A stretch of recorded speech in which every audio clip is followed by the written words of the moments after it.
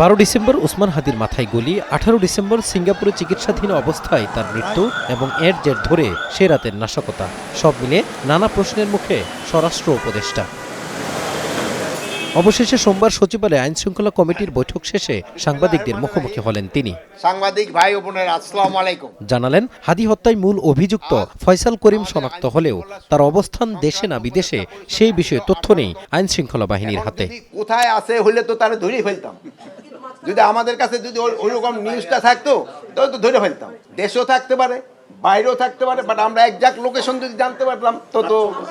ইনকিলাব মঞ্চ ও ডাকসু নেতারা তার পদত্যাগ দাবি করলেও তিনি তা করবেন না জানিয়ে বলেন, অপরাধীদের গ্রেফতারে আপ্রাণ চেষ্টা করছে আইন শৃঙ্খলা বাহিনী। আমরা আপনাদের আশ্বস্ত করছি এই বিষয়ে বেশ অগ্রগতি হয়েছে এবং তাকে মূল হোতাকে খুঁজে বের করতে আইন শৃঙ্খলা বাহিনী প্রাণপণ চেষ্টা করে যাচ্ছে। আপনার দিনমনকে গুঞ্জন শুনছেন, তো গুঞ্জনটা কি? ও আচ্ছা, পদত্যাগ করলে তার এখানে বসতাম না। এছাড়া সাংবাদিক, রাজনীতিক ও জুলাই যোদ্ধা সহ 20 জনকে গানম্যান সুবিধা দেওয়া হচ্ছে বলেও জানান তিনি। কথা বলেন তারেক রহমানের নিরাপত্তা প্রসঙ্গেও। ভরসা পেতে নিজেকে হতে হয় পাতের মতো দৃঢ়, ঠিক যেমনটা জেরুসালেম।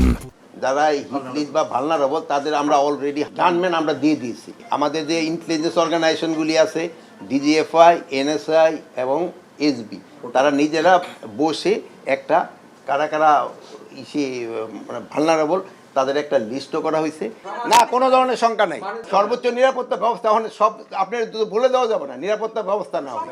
প্রথম আলো ডেইলি স্টারে হামলা ও আগুনের ঘটনায় এই পর্যন্ত 17 জন এবং সারা দেশে অপারেশন ডেভিল হান্টে সোমবার পর্যন্ত 6598 জনকে গ্রেফতারের তথ্য দেন স্বরাষ্ট্র উপদেষ্টা। প্রথম আলো ডেইলি স্টার পত্রিকা অফিসে হামলার ঘটনায় মাজহারুল ইসলাম, স্টার নিউজ, ঢাকা।